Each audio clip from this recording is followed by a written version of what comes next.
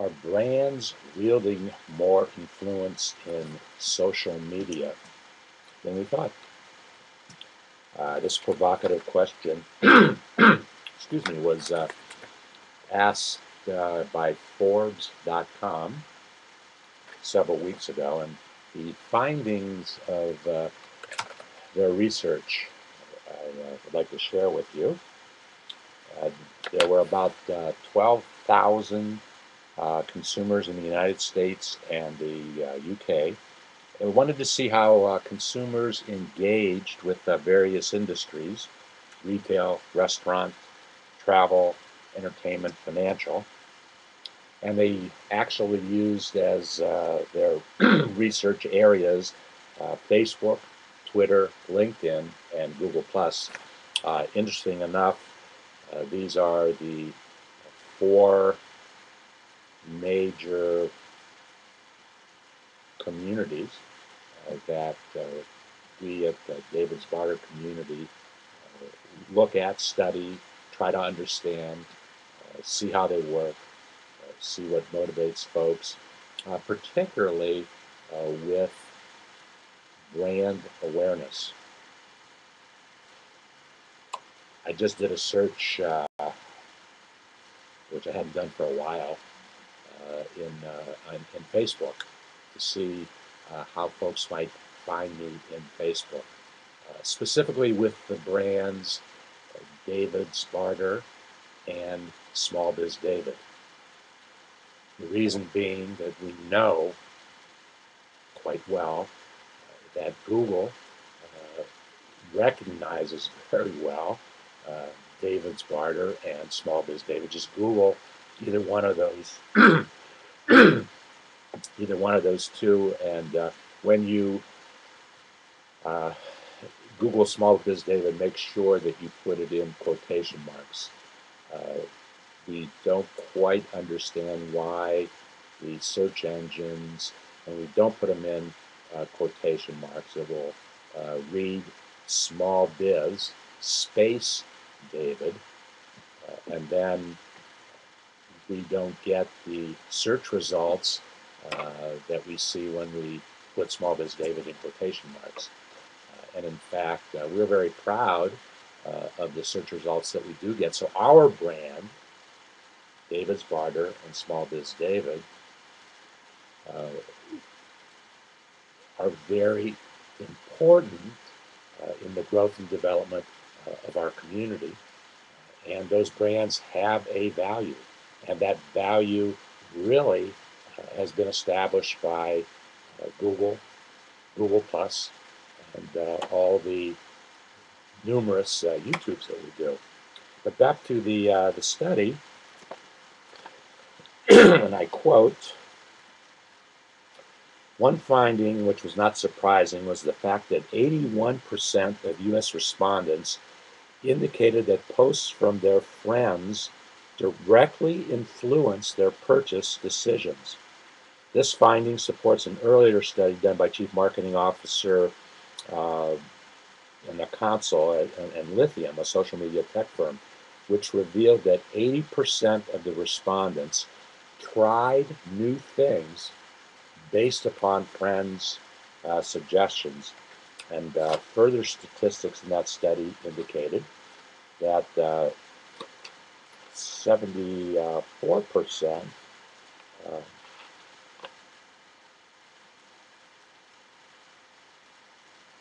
said that they would try to, they would pass on information to their friends and encourage their friends to try a specific brand based upon their experience with that brand. 72% stay more engaged with that brand. Interesting enough, 42% would share negative impressions that they had with their friends and their circles. And 32% said that they would actually not buy that particular brand based upon information that they were getting from other folks sent to them. in doing some further research, and I want to thank Forbes magazine, Forbes.com, of course, Forbes magazine for that. And at about the same time I was reading that article, I found the top 100 most valuable global brands for this year.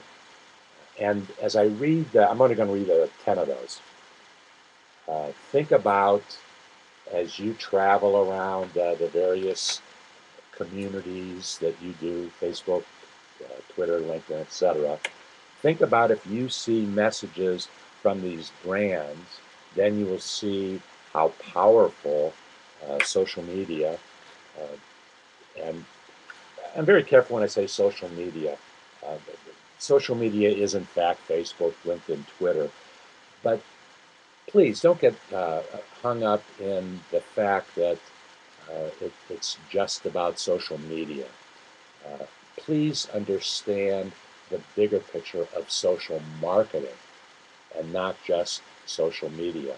Because if you're going to get a true return on your investment, you have to go beyond just social media and look towards the traditional forms of marketing, the forms that will always be powerful. And if you follow me, that I'm a staunch advocate of direct mail. Direct mail has been working for me in various aspects for over 40 years, and it will continue to work, and particularly a postcard direct mail. In fact, we are developing a postcard direct mail product for members of David's Barter community, so you might want to follow that. But here we go with the listing of the top 10 global brands. And I'll also list the industry which those brands find themselves. Of course, the number one brand is Apple, and its brand value is $182 billion, almost $183 billion. Of course, Apple being in technology. IBM in technology, 115, almost 116 billion. Google, number three brand, uh, with a brand value of almost $108 billion. They call this brand value.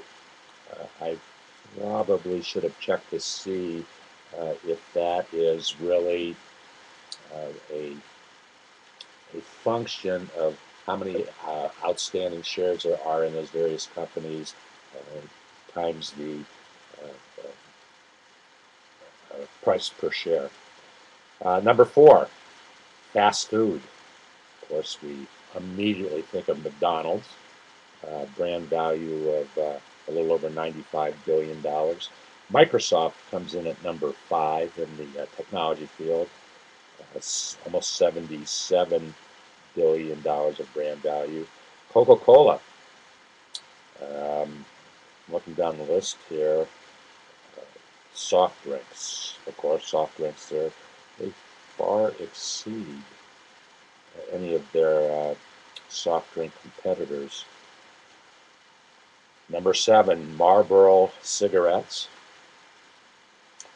Number eight, AT&T, telecom industry, almost $69 billion of brand value. Verizon, right behind, well, not right behind, about $20 billion less, but coming in at number nine is Verizon at almost $50 billion. And number 10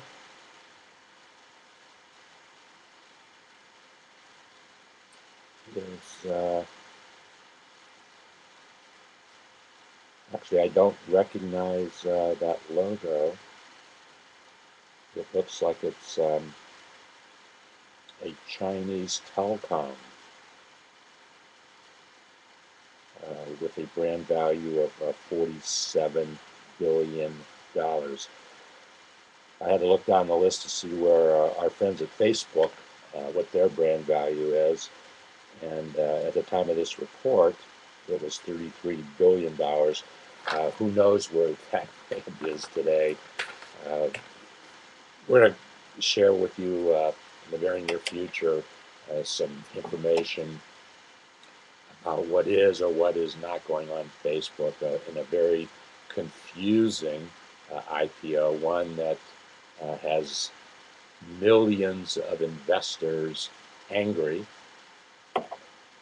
where the Facebook IPO a couple weeks ago came out at $38 a share, and there were 337 million shares available, creating $16 billion of value, well, $16 billion to the shareholders of Facebook stock. It's lost pretty close now to 25% of its value. And the stories that I have been reading of recent suggest that it's going to drop even further. And poor Mark Zuckerberg, when the IPO came out the next day, he was listed in the top 40 billionaires in the world. And because of the loss of value of Facebook stock, he yesterday actually dropped off that list of 40. And poor Mark only had a wealth of about $14 billion. Not too bad for a 28-year-old who started to build his company a really short 8 years ago. It is important for you to understand, if you want to build your brand value, that you need to understand how to do it in whatever community that you're in. And if you're in our community, David's Barter community, we'll show you what we did to achieve the Google search results that we have achieved in really a short period of time.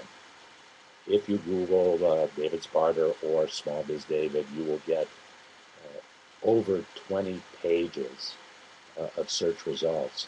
And interestingly enough, those search results are dominated by the YouTubes that we do.